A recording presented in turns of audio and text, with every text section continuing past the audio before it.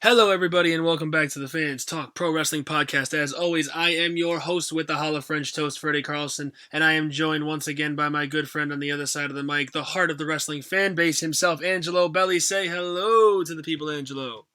Hello, hello. Welcome back for another episode. And last time we were joined by a special guest. He was so happy. We were so happy to have him. We wanted him back. And this time, no time restraints. Austin Waters, Mr. 341 Wrestling himself, has returned. Say hello to the people, everybody. Austin. It's me. I'm back, and I'm ready for more. Alrighty. So Austin actually picked our topic for tonight, and he only told us about it really this morning. So Angelo and I only had a little bit of time to really prepare. I'm going to pass it off to Austin and let him explain what we're going to be talking about tonight. All right. So I was thinking a lot about this. I came up with it almost immediately after we finished our podcast last week, and we what I wanted to talk about is how the expectations for the year 2020, like if you look back at January, the expectations for the year with McIntyre winning the Royal Rumble and Edge returning in the Royal Rumble, the year this was the year that was supposed to revive the wrestling industry, but instead it's fallen flat on its face due to the pandemic. So I guess what we want to talk about is, will the wrestling industry make that comeback that we all imagined when Edge returned, or was this year the nail in the coffin for the entire industry? And we're going to go through and kind of analyze some of the different companies right now and how they're succeeding, how they're failing, and talk about maybe some things we wish were better or some things we wish they would just stop doing entirely. So, just general thoughts on that. What do you guys think? Oof. Right off of the bat, I think that in general, this calendar year has been just such a disappointment, a scare. I don't even know if there's a better word to describe it, or worse, depending on how you look at it. But I think that I did have such high hopes even before the Rumble. I think I just had a lot of hopes that like the Rumble itself was going to be so good, and the way things were shaping up at the beginning of the year really made you think this could be something. I mean, NXT and AEW started going head to head just before the year 2019 ended. They were both putting out great content every week. You know, Drew McIntyre was rising up the card very quickly. There was the Fiend was the Universal Champion at the time, and I did think there was a lot of expectation, and I just think that the disappointment is a difficult blow. I don't think it's unfixable. I don't think it's unfixable, but I think that there's a lot of difficulty there, and I'll get into that. But I'll let Angelo give something of that sort too. What do you think, Angelo? Yeah, so I definitely agree with you on that. It was definitely something unexpected now.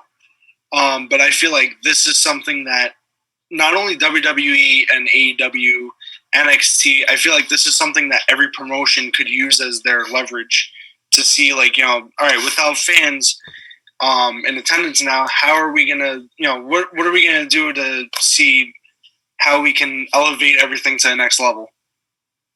Yeah, absolutely. So hopefully now, like, everybody's thinking, all the creative teams, like, they're trying to do what's best for business.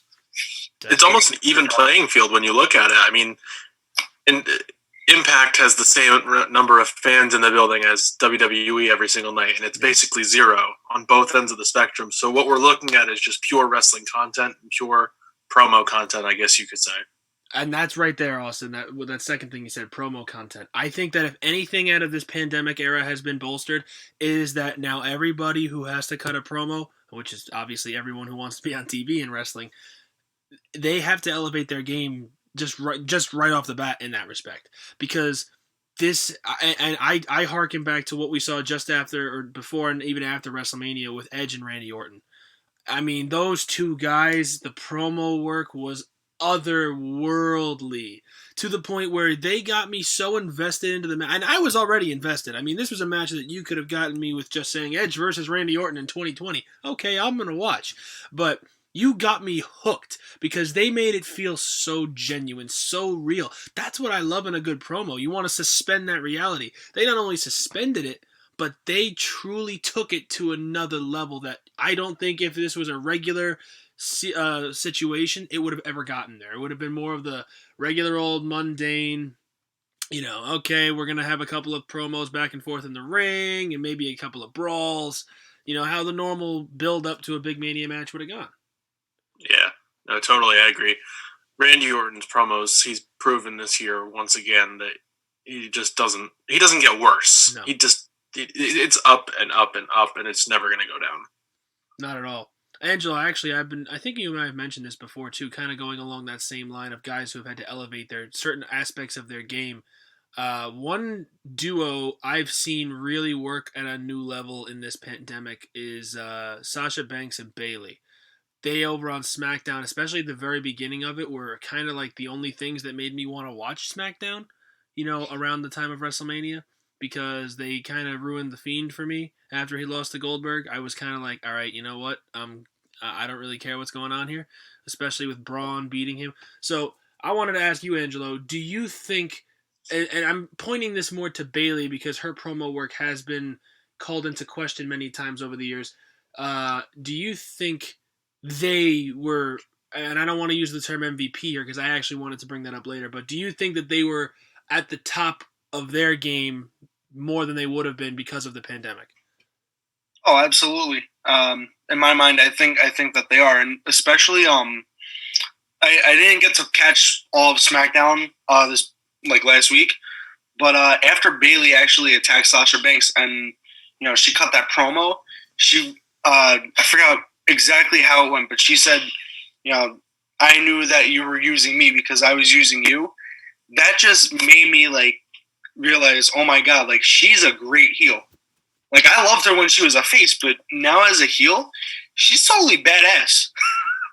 that was the thing. I feel like that just turning her heel, giving her a little more time on the mic, her character actually is a lot better than it was before.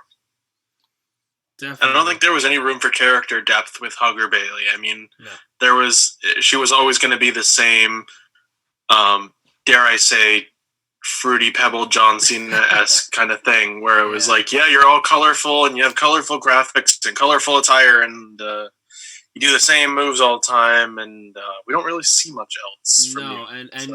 And for me, Angelo can attest to this. I'm the biggest Bayley fan there is. I've been a fan of hers since well before she kind of was put on the map with that whole Sasha Banks feud in NXT. But I think that the death of that Hugger character was the 2017 feud with Alexa Bliss, where they literally painted Bayley to be somebody who could not be more aggressive because she wouldn't use a kendo stick in a kendo stick on a pole match. That's an often forgotten about match that I personally would rather forget. But to me, that was the death of that character. And that's not to veer off topic, but there, like you said, Austin, there was a time limit on that character after a while.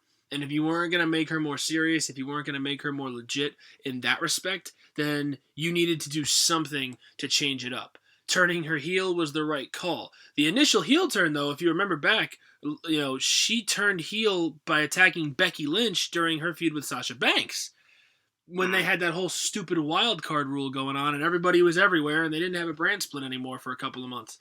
And then the real heel turn kicked in when she killed the Bayley buddies and cut her hair.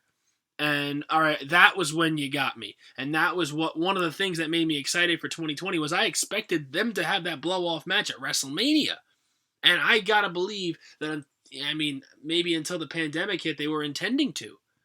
They didn't really give much of an inkling that it was going to happen at that point, but it was close.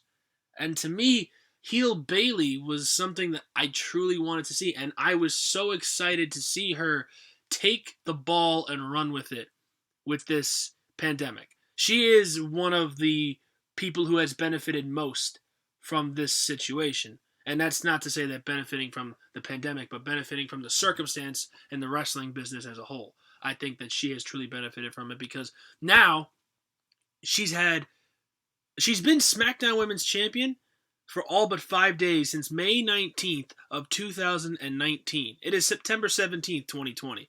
So do that math and subtract 5 days. She's been champion that whole time. She'll hit a year in about 2.5 weeks.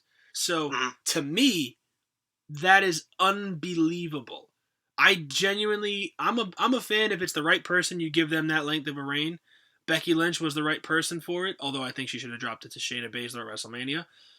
CM Punk was the right man for it. The New Day was the right person for it. I genuinely think Bayley was the right person for this, and it's been one of the few bright spots, in my opinion, of 2020, save for a handful of specific instances. I take the overall picture as the whole thing, and to me, she was the one who benefited almost the most from it. No, I agree, and I don't even think like if WrestleMania 36 hypothetically had fans in attendance, I don't think having Bayley versus Sasha was the right way to go for that either. The slow burn has been much more satisfactory than just having a really weird, like, quick friendship and then feud, and then I don't think it would have sat right. Almost, you really want to give the whole program time, and that's why they're starting with this second half of the calendar year with the end of SummerSlam all the way. They'll drag this out to Mania, probably WrestleMania 37. Yeah, I will say they did announce that tomorrow night, we're recording on a Thursday to those who listen to this down the line. Tomorrow night on SmackDown, Sasha Banks is going to return and address the assault from Bayley, and I'm kind of bummed that she's coming back so fast. I'm not going to lie. That was an assault where she literally should be off TV for weeks, if not months. Bayley literally crushed her windpipe with a freaking chair, and Sasha's back in 2 weeks. So slow burn is what I'm enjoying, and I do think that when this match finally happens, whether it's at the Rumble or Mania or whenever they finally blow it off, as long as they give him enough time in that ring and just let them go like they did at TakeOver Brooklyn 1 and TakeOver Respect, that match will be, if not the match of the night, top 2. And I'm saying that with almost confidence. But it also has the potential to be one of the greatest women's matches in history. I know Bayley and Sasha Banks already have some of those. Yes. But it could turn into be like the greatest women's wrestling match because in history. It's the biggest. It's the biggest feud, and that's the thing. Like, I mean, yeah, Trish and Lita went on for years, and they had some classics, and that set the standard. And then you have the historic important aspect of Becky, Charlotte, and Ronda at WrestleMania a couple of years ago will always live. But in terms of overall production of a wrestling match, and a wrestling match is not just the match itself from bell to bell. It's not just the promo package before. It's not just the hype of the entrances. It's the build. How much you put into it and how long it is. And we can, and this is kind of veering off topic, but really quickly, just want to say, like, this build could genuinely be the best build to a female match ever. They've never put this much effort and time into it, and had them, do things that you didn't expect. They won the tag titles from out of nowhere. They were both singles champs and double champs at the same time. I didn't expect that in this story, but it's all going to be a part of a grand scheme, and I love it. But that's veering off topic, and it's a conversation for another day. Well, it is and it isn't, because the golden role models we can talk about is like they're one of the saving graces of 2020 wrestling in WWE. Whereas, like, they're the thing that they were running all 3 shows at one point. They were showing up 3 times a week on Raw, SmackDown, and NXT and getting the job done. And not a lot of other people were doing that. No. So, and not to mention, it was probably one of the few things that was bringing in views. So, oh yeah. Another thing too that I want to kind of veer to, and I'll toss this one to Angelo again. Coming out of WrestleMania.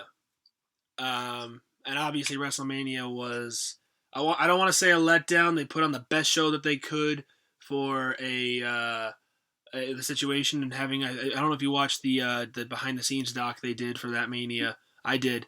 They had to pull this together in 10 days. They had 10 days to transition from an 80,000 seat stadium to an empty arena. And they did. I heard a little bit about that. So my question is, coming out of WrestleMania and all the matches that had happened and the stories where they were, was there any hope in your mind that this rest of this year could be salvaged? Because at that point, we really didn't know where this was going to go. We didn't know how it was going to end up. We still really don't, but at least now we kind of have some sense of the new normal with masks and social distancing and all that. At that point, that really wasn't a thing. We were still in the very highest point of this pandemic. So what were your thoughts coming out of Mania? Did you have any hopes for the wrestling industry coming right out of that? Yeah, I still do have the hope that one day, maybe a month and a half from now, I don't know how it's going to happen here in New York or in Connecticut or anywhere in the tri-state area, but at least down in Florida, I know that at least for AEW, they have fans in attendance. Yeah. Very limited, but they still have fans. So hopefully soon, if not, then as time goes on, as everything slows down, and fans are allowed back in, I think that maybe we'll be able to go to more events and actually be there to support the industry more than we are now. I mean, you can watch on TV at home, but it's not the same as being there with a live crowd and cheering for your favorite superstars, booing certain superstars. That's, for me, that's like the whole wrestling experience. Absolutely. And I think another thing, too, that's going to come from this is there's going to be a newfound appreciation for watching anything in attendance live. Concerts, movies, anything. And wrestling is going to be one of the biggest benefits. I think that, a lot of times people got a little spoiled with what they got to see. And, the beach balls and the chants and not paying attention to what's going on in the ring. And I think that might bring a newfound appreciation to it, because now people are going to realize this isn't always going to be here. We might not always get the chance to come and sit in this building and watch a show. How many, big pay-per-views, 2 big pay-per-views already this year, and looking like it's going to be at least, Survivor Series, the Rumble, probably all going to be affected negatively by this, if not WrestleMania again next year. So the question is, will people respect it more? I'd like to think so, and give it that newfound appreciation. I think that I will say my expectations were pretty low, at least for WWE, because I was already seeing them settle into this very complacent mindset with the pandemic. In the very first few weeks, booking-wise, they just got lazy. They were kind of giving you the same basic thing, and now if you look back, I forget where I've seen it. The last 3 months on Raw, from June to September, Apollo Crews has not competed in any match that did not feature one of the members of the Hurt Business. He has been in about 20 matches in that time frame between Raw and pay-per-views, and he has not competed in one match that did not feature one of the 4 members of the Hurt Business. And to me, you're beating a dead horse with that. He was the United States champion for most of that period too. Yeah. So that's where the negative comes in. While you have your positives in the golden role models, while you have your positives in Drew McIntyre, your negatives come in the likes of complacent booking. And this is only WWE. I genuinely don't think that any other company has been as complacent with their booking in this time frame. AEW, to kind of transition, has been so unique with everything that they've booked. And they have given you some entertaining stuff throughout the course of the pandemic. I mean, yes, Blood and Guts got canceled, and Angelo, you and I were both supposed to be there that night, and it was supposed to be probably the best show we would have ever seen live. I'm just going to be very honest, but no, definitely. And Austin, I'll let you talk about this one first. Thinking about AEW and some of the innovation that they've created in the pandemic era. Just recently, we had the first ever Mimosa Mayhem match. We had a Stadium Stampede, a Broken Rules match. 3 or 4 of these really outlandish gimmicks that actually provided entertaining matches for the most part. I mean, I watched the Stadium Stampede and I loved every second of it. What do you think about how AEW has done during the pandemic as opposed to how WWE has gone about things? Well, AEW, right off the bat, it's only been a couple weeks now, but having those bands in the stands is going to put them ahead at least of NXT. I'm not sure if in the ratings they're ever going to do better than Raw and SmackDown, just because of they've got their position on lockdown. They're the top dogs for right now in the United States, in the market for what people are watching, just because of how easy it is to access them on USA Network and Fox. But having the fans and the energy in the stadium right now is doing them just wonders. It's doing them wonders, and I don't watch a lot of AEW. I think I will now. It contradicted with my work schedule for a little while, but from what I did see is, well, like you talked about, it's just so much innovation, and they're trying new things. They had it was the Young Bucks and the Butcher and the Blade, and they had that Oh Falls yeah. Count Anywhere match through Daly's place, and they started in the kitchen, and the Butcher and the Blade were chopping meat, and then it slowly progressed out into the arena part of it.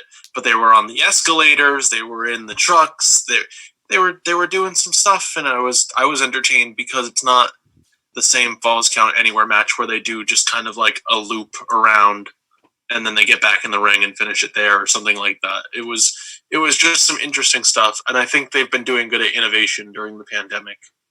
Um, they've been getting criticized a lot though recently for all of almost backtracking on their words of like how they won't let just any WWE superstar who got fired on April 19th join up, and they've had quite a few recently join their roster. Yeah, that's the thing, and actually, I wanted to talk about that at some point too. But yeah, I think so. I'm torn on that. I've seen both sides of the spectrum. I've seen people criticize them for signing so many ex WWE guys, but contrary to that, these are people who are professional wrestlers by trade. This is their living. They've made their living by this and probably only this for most of their adult lives, if not all of their adult lives. So they need to find a job. And AEW, for all intents and purposes, is the second biggest wrestling promotion in America today. I mean, that's pretty safe to assume.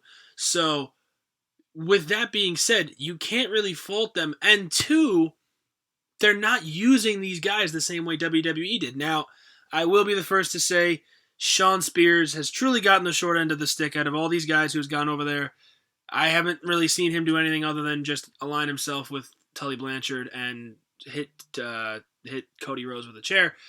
But, guys like John Moxley, I mean, right off of the bat, Moxley left WWE and had arguably the biggest pop of the year 2019 walking into that building at Double or Nothing and just showing up, and that knocked the wrestling world on its ass, for lack of a better term, in a good way. And, yeah, Miro, I'm happy for him. This best man gimmick, I don't know.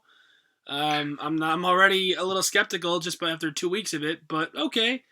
People like Miro. I love Miro. Rusev was one of my favorite guys in WWE. And I'm very outspoken about the fact that I think he was underutilized.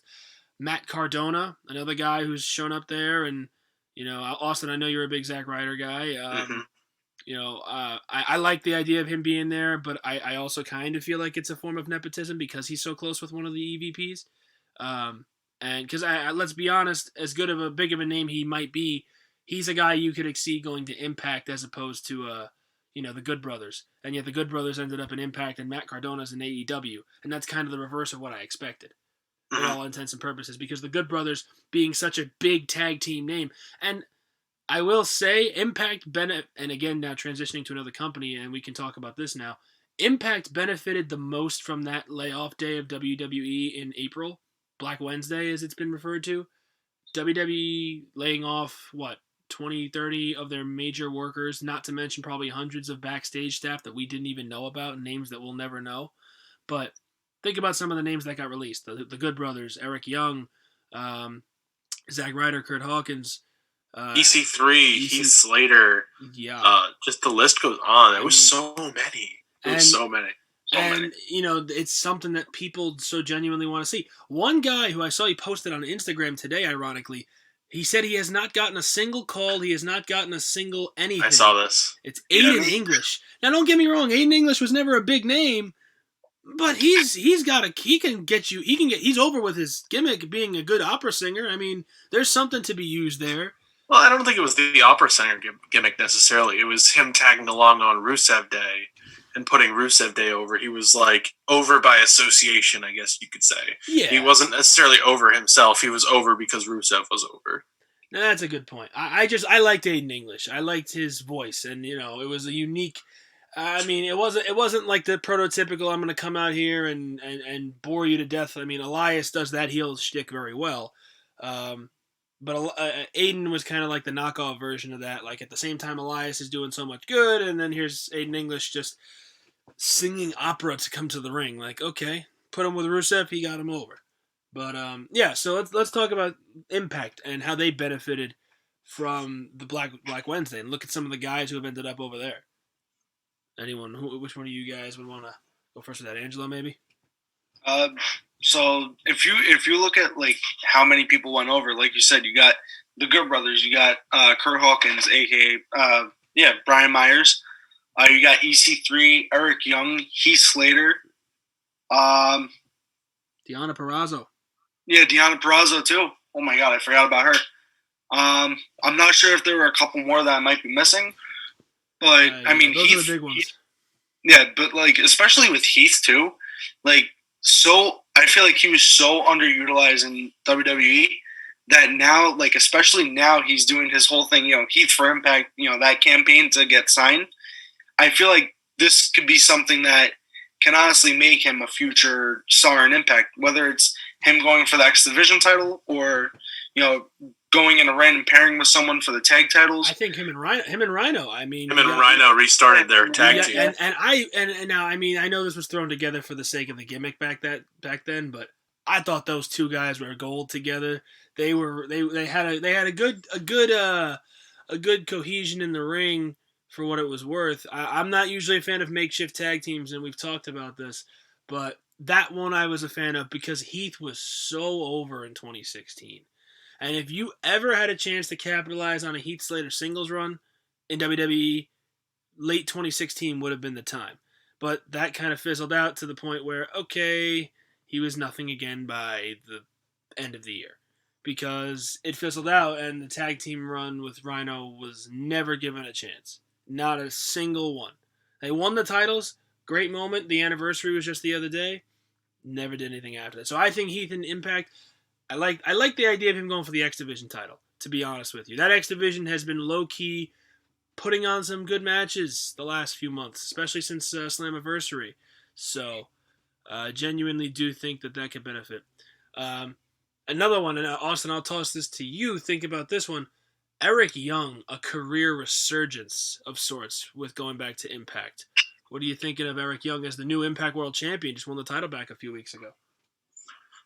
Well, when it comes to Eric Young, I listened to Tim. You and I know Tim. I don't know if Angelo knows Tim, but I listened to Tim, and I really did think that Eric Young, after these releases, was just going to kind of settle down and focus on his cigar business. I think he has a cigar business or something like that, whiskey, or like a sports writing business too. Oh yeah. And I thought he was going to focus on that, and I was really surprised to see him kind of shift back into not only just being someone on the Impact roster, but being the world champion on the Impact roster. That was all within what, maybe 2 months? He returned at Slammiversary, which was the middle of July, and he won the Impact title 2 weeks ago. So yes, early September.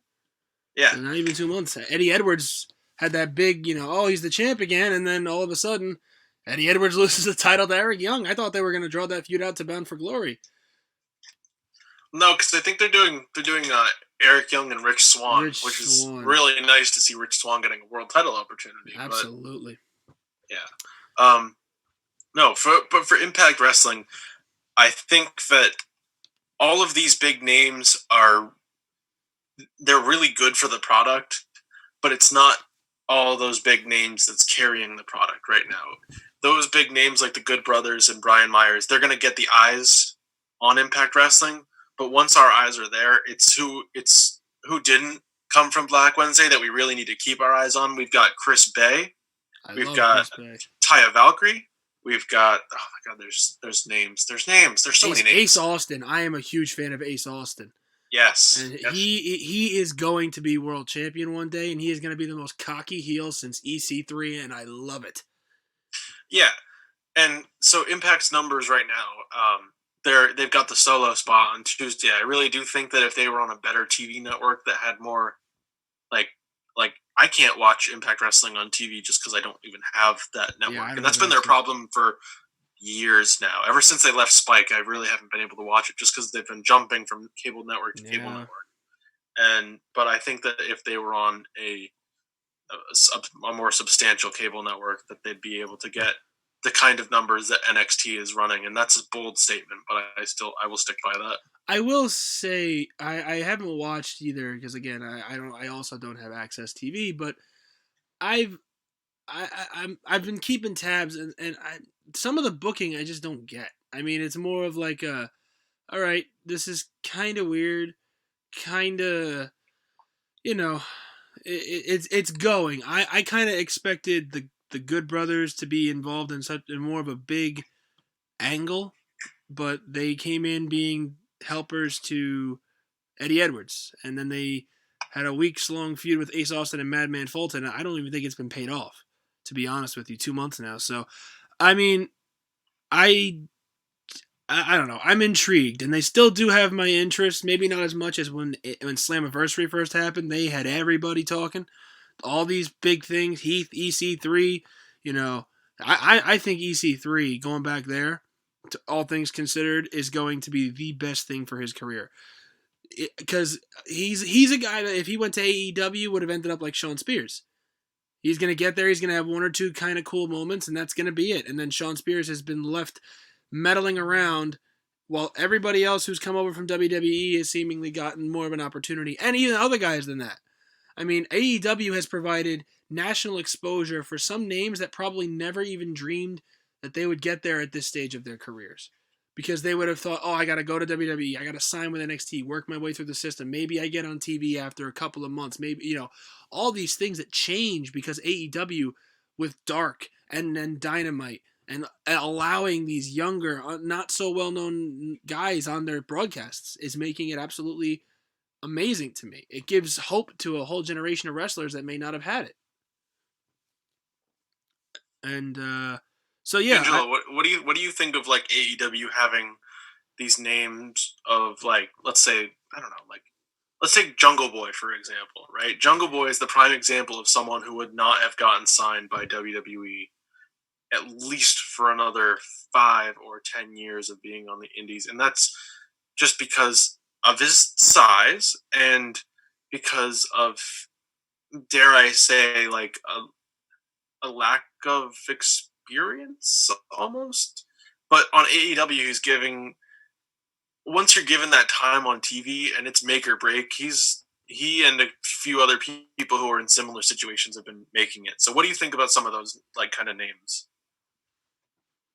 So Jungle Boy, I actually am kind of a fan of him. He actually grew on me with his feud with Jericho. Oh, great stuff. That was a great feud. Honestly, like you said, given him the time, him in those, I think it was what 2 or 3 matches that he was in with Jericho. Yeah, something like That just like honestly made me even more a fan of him than just seeing him do some flips. Like honestly, like appreciate his in-ring work. Yeah, definitely. Jungle Boy is without a doubt one of the best young guys on the AEW roster. Another guy I've been really impressed by, and yeah, he had some kind of exposure in Ring of Honor before this. Scorpio Sky. He is coming into his own in AEW. He's kind of separated himself from SCU almost, working as a singles guy on Dark. Had that great match with Cody. Now he was working. He did the stuff with the Dark Order recently. I think that can genuinely be another big world champion type star in the very near future. Maybe not in 2021. I think by 2021 he should be in the TNT title picture, but within a year or two, he's definitely going to be up there. Well, the TNT title is a completely weird title, only because it's right now. It's almost as if everyone and no one is in the title picture at the same time. We've got a really random pairing of Mr. Brody Lee versus Orange Cassidy next week for the title. Right. And it's like, that doesn't even make any sense because they've never even interacted before. It's almost like they're doing open challenges without him challenging anyone, I guess. Right, and he even said, I think it was on BTE, that the open challenges were done. Which is like, and that's another thing I want to get into too. BTE being able to be an extra broadcast for AEW, but and Brody being the champ is a good idea in my eyes for this simple fact: Cody took that title, and he made people want to see who was going to challenge for it. He did very well for it for the few months he had it. That being said, I just didn't want to see it become another version of the 24/7 title, which it's teetering. It's like, oh yeah, okay. I mean, they're actually having real matches, but there's no story to build up to it. There's very little, background. Like the world title, the tag titles, the women's title. Oh, maybe not the women's title, but those two, they get deep backgrounds. Weeks long build up between, like just recently before All Out, Hangman and Omega against FTR and Moxley and MJF had a weeks long build of promos and segments and the slow build for FTR.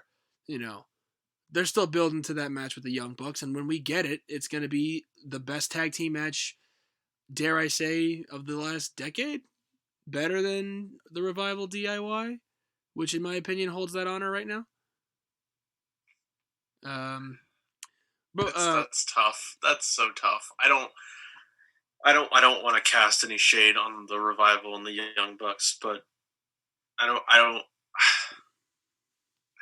see it being they're two amazing teams, and yes, I know the reason why their match with each other is going to be so big is because they're being kept apart for so long, and it's the match that everyone wants to see, but we're not getting to see, and we always come close, and then we don't see it again.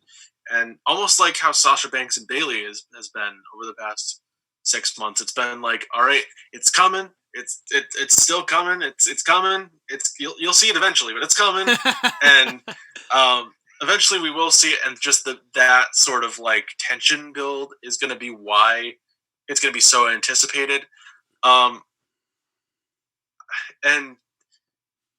I guess if AEW's kind of their mentality on tag team wrestling since their beginning was like, this is going to be a place where tag team wrestling comes to shine and succeed. And so I think it'll be a 5-star Meltzer match. Not that I really care about Meltzer ratings, but no. Do I think that it's going to be the greatest tag team wrestling match I've ever seen? No, which is surprising, but I'll be honest, I'm almost on the same board as you with Revival and DIY and NXT, is that those are not going to get topped. Yeah, those two teams in that series of matches in late 2016 just put tag team wrestling back into the foreground of saying this could be a form that, just like women's wrestling is getting back into it, maybe not on the same level because obviously that's a separate issue, but it was only just, okay, yeah, the men's titles, singles titles, the only thing people care about. So now if you give such broad differences, the women's title has its unique situations going on, and the men's singles titles do, and then the tag titles do. That's what makes a product great, is that any of those title matches on any given night, can main event the show. The WWE tag team titles, I don't think have ever been there. AEW is at that cusp where the way that they've built their tag team division, and Angelo and I have talked about this, it could be the main event with the right story. I think that, dependent upon the other matches on that same card, if the Bucks and FTR have it on a pay-per-view, which I assume they will, they're going on last, in my opinion. Yeah. No, and we saw that at last year's was it last year's All Out, where it was the Bucks and the Lucha Bros in the ladder match, and that closed the show. Did that? Because of the I think it closed the show. Because of the LAX debut at the end of the match. No, that All Out, that was Jericho and Hangman, no? No, that didn't close the show. That didn't close the show. Wow. No, the ladder match closed the show. I'm almost positive because of the LAX debut. Huh. I mean, no. Either way, it's still... But that brings up such an interesting point of, like, that's what WWE should really be striving for, is, like, it's a really safe bet to put the world title match in the main event of all your shows. Because, yeah, it should be the most important feud going on. It should be. But why not have all the other feuds be just as important? Almost make it like they're fighting for that top spot. Like, you won't know what that main event match is going to be until all of the matches have played out, and then you finally get to the last one. Like, if people care the exact same amount, but like a lot, about the tag team division and the women's division, and even like the mid-card titles divisions, like, have them all kind of compete for that top spot because, you know, if we all care about, like, let's take the if you flash back to Extreme Rules 2 years ago, the main event of that pay per view was the Intercontinental title match, which was really astounding to me because they had AJ Styles and Rusev going on for the WWE title. Yeah, should have it had the hype, but Seth Rollins and Dolph Ziggler were putting on the storyline and they were putting in the work, and quite honestly, they earned 100%. the main event of that show. Yeah, and so if you have that competitiveness between divisions and you have the tag team division get good enough where people want to see it in the main event, I think it could be there, and that's what the division needs to. Yeah, no, absolutely. I mean, like case in point, similar to that, Survivor Series last year, you had that big 15-man 5-on-5-on-5 elimination match, which I thought was going on last from the outset, but they went ahead and put the triple threat women's match on last. But that was because, and I didn't even realize it because I think I was missing some of the lead up. They put a lot of effort into building up Becky versus Bayley versus Shayna. They spent a lot of time can't think of words today. Going into detail about each woman and why they are so successful and why they are as good as they are. And yeah, the match may not have been as good as we would have hoped that those three could have put on. Like you said, they earned that spot. And same thing with WrestleMania 35. They earned that spot to go on last. And so if a tag team match can do it, I'm all for it. I love a good tag team match. Now, it doesn't need to be a spot fest. I mean, yes, Hardy's, Dudley's, Edge, and Christian revolutionized not only tag team wrestling in many ways, not only spot fest in many ways, but the TLC match in and of itself. But it doesn't need to be that to be able to be on last. Yeah, if you're talking that being created in 2020, that type of wrestling, yeah, it probably goes on last. That first time ever, if it was a TLC match for the first time ever, just so to speak, in 2020, oh, that match is going on last. And what those guys did that night, or those 3 times, would be the best thing you've ever seen because you hadn't seen it before, and it's something new in this era. But unfortunately, you can't live up to the hype of previous tag team generations, and you shouldn't. You should be able to build new ones. But WWE's concept of a tag team division is I'm going to get a 10-year-old kid out of the crowd and have him team with the tallest guy in the locker room and walk out of WrestleMania as tag champs. And Angela, I see you laughing, and it's true. It's funny, but it's stupid. And I don't like it. I know you 125% despise it. Yeah, so what do you have to say on the potential for tag team wrestling main eventing a pay-per-view? Potential for tag team wrestling main eventing a pay-per-view? Honestly, I think if they book it right, especially in AEW's case with the Young Bucks and FTR, I feel like this is a match that can honestly take it to the main event. They could honestly steal the show, and like a Mox match against, I don't know who his challenger would be next at the next pay-per-view, but I think that could overshadow that.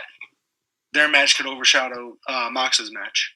I think that, and I mean, we're not getting into any fantasy booking, but to go along with that, I think Mox beats Archer at the anniversary show, and I think that he defends against Hangman Page at Full Gear in November. Page is going to I think Page takes the title off of him, and then you can start off an Omega versus Page feud, and those guys could very well go and do their own thing. But that being said, I just think that the AEW is probably leading the race in terms of getting tag team wrestling to a main event scene much sooner, and I'm not talking just some random tag team like not John Cena and The Rock versus The Miz and R-Truth at Survivor Series. I'm talking tag team championship, a feud that's been built up for months.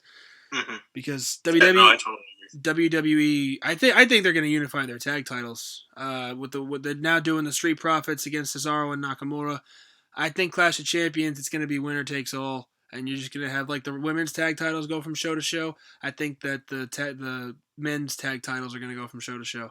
And to be honest, the way the tag divisions are built on each show, I think that's the way to go. Especially now the Viking Raiders are without Ivar for at least a year because of his neck surgery. So your only other really ready-made team on Raw is out. You've broken up Garza and Andrade. I mean, who else is there on Raw? who outside of the Street Profits, who else is there on Raw? Well, the Hurt Business, actually. Okay, fair. All right, I'll give you that one. I'll give you that one. I would love to see like Shelton and Cedric run. I love that. That would be a great with pair. those That titles. would be great. Yeah, because before Cedric joined, I was like, I don't see MVP taking the tag title. I would have seen him and I would have seen Lashley and Shelton do it. But now that Cedric's there, I could see MVP being their mouthpiece, and they hold most of the gold on Raw. They won't touch the world title because that's Randy and Drew and Keith right now. Those guys are killing it up there. But I think that could be actually, that's one thing that I would be okay with, tag team wise. Well, you look at the Hurt Business right now, and I'm genuinely hyped. Oh yeah. If you saw that shot of them taking off their jackets and standing 12-4 against Retribution, and I'm over Retribution already. Don't get me started. Yeah, we won't. That's a whole. Yeah.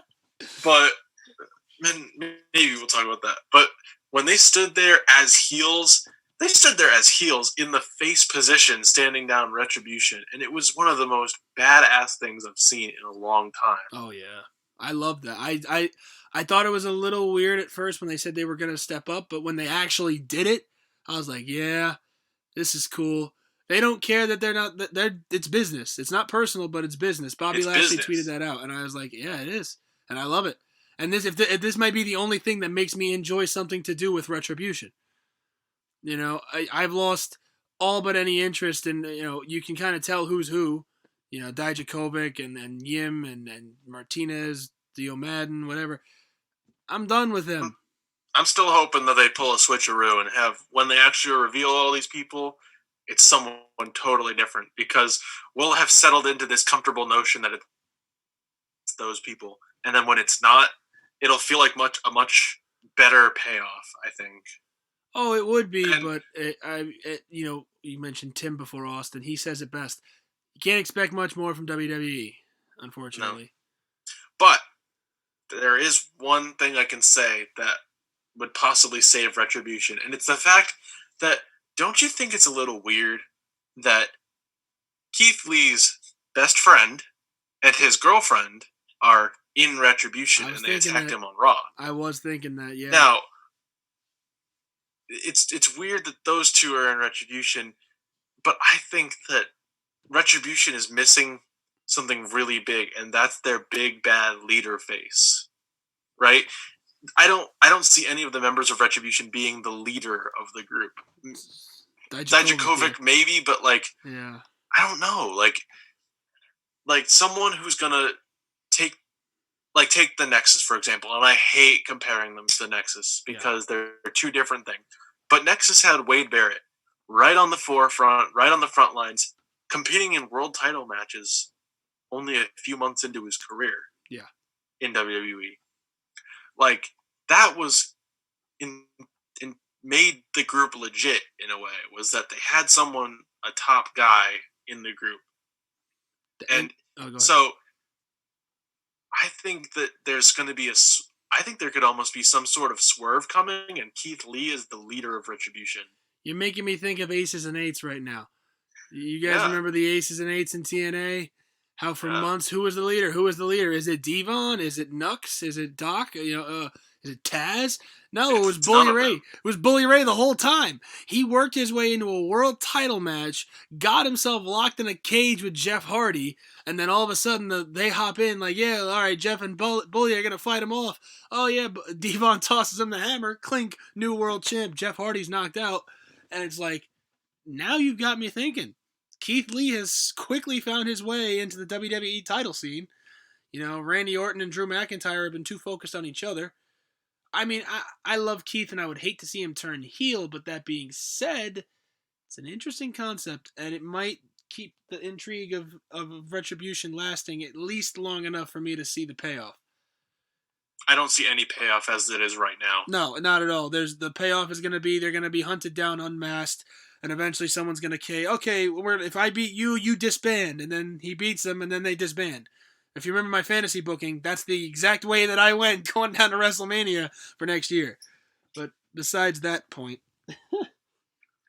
So weren't we talking about 2020 at Yeah, some we point? kind of so we talked about AEW and WWE and Impact 2 and so there was one more thing I did want to bring up, to kind of tie all this into a bow. And I hinted at it before talking about the golden role models. Um, it's kind of hard to pick one, and I don't really want to say that we have to, but almost, in this pandemic era of wrestling, there's been a lot of innovation, as we've talked about. There's been a lot of unexpected turns of events and superstar returns and debuts, but characters have stuck it out and have really been workhorses. So who could you say, if you had to pick a handful of people who are the MVPs, no pun intended, because I think he's going to be involved in this, of the pandemic era, who would you include in that? Now, we've talked about Sasha and Bailey, and for me, if you're on the SmackDown side at least, they're your guys or girls. Sasha and Bailey are the MVPs on the SmackDown side of this pandemic era. But who else can we throw into this hat? Angelo, why don't you got any names?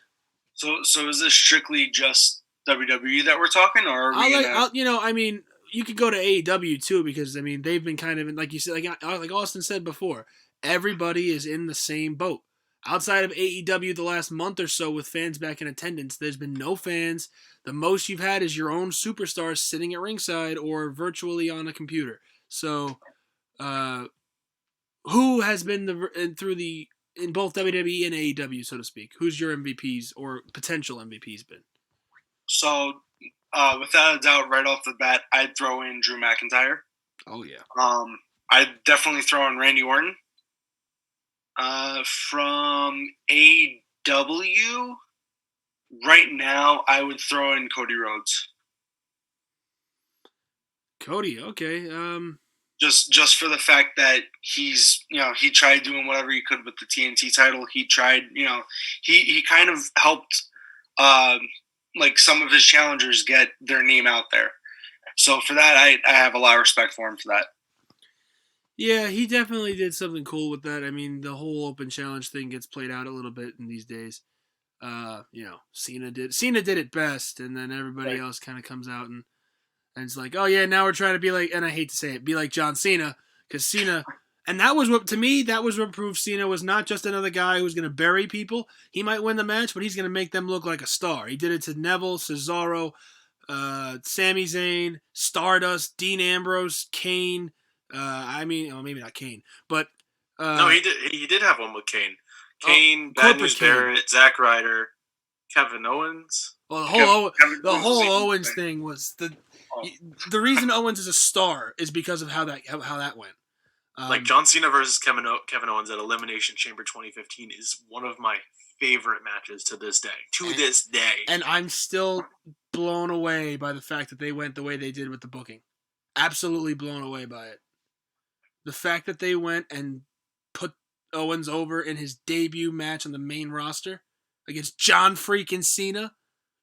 He may have lost the next two matches, but you know what? That right there, statement made. Not the point of what we were saying, but definitely a cool point to always go back and bring up. Love KO.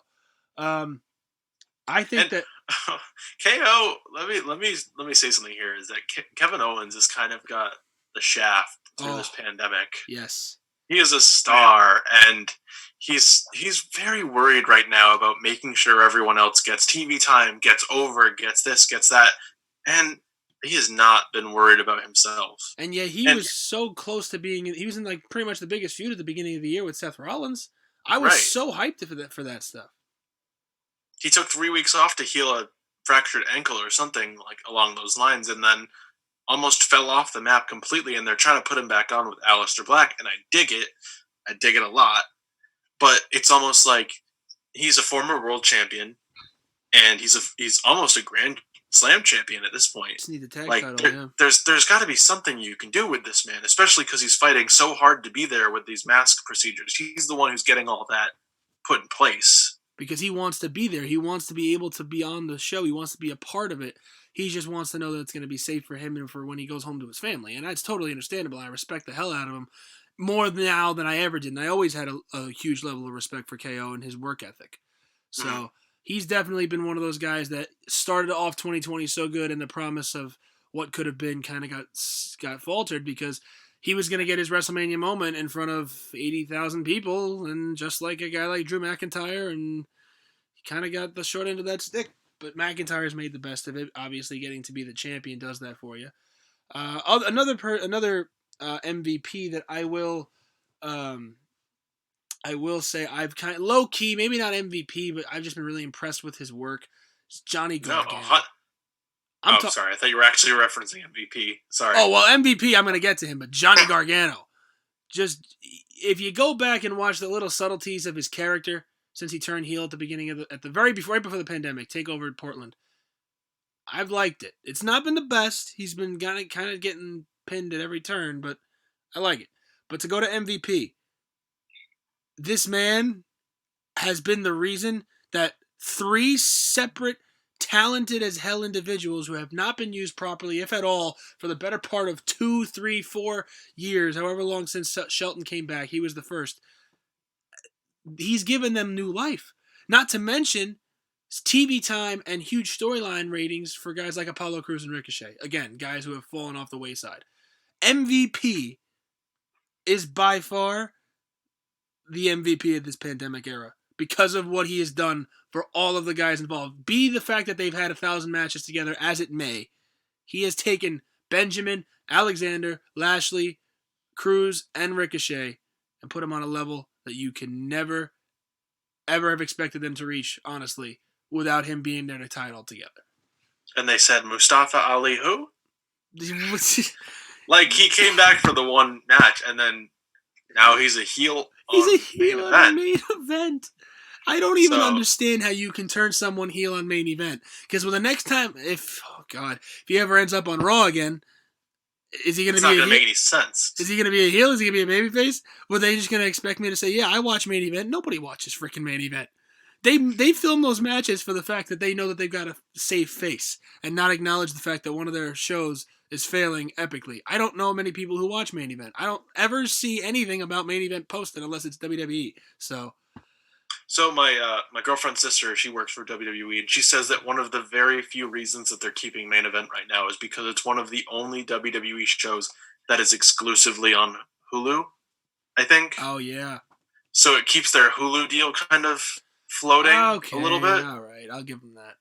Because it doesn't make any sense to me either to have all these fans come in for the Thunderdome to watch main event too. It's like you're sitting there, and I've been offered seats on the Thunderdome, like front row seats by her, but you have to be there from 6 p.m. to 11 p.m. on our time.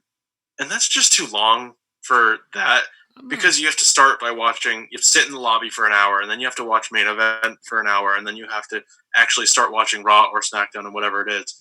And it's just too long for me, but like that's what she told me anyways. So yeah, I feel bad for Mustafa Ali. I really thought he was going to be the hacker, and then the hacker died, and then which could have so easily been linked to Retribution with the black hoodies, but they literally had I gotta believe. I think that's what it was. And if they had just given the connection, put those two pieces together, all of this would make a lot more sense. All of a sudden, one night they're like, "Yeah, we got a new stable coming to Monday Night Raw." Okay, and then they throw Molotov cocktails at something and light it on fire and knock over a case of tools.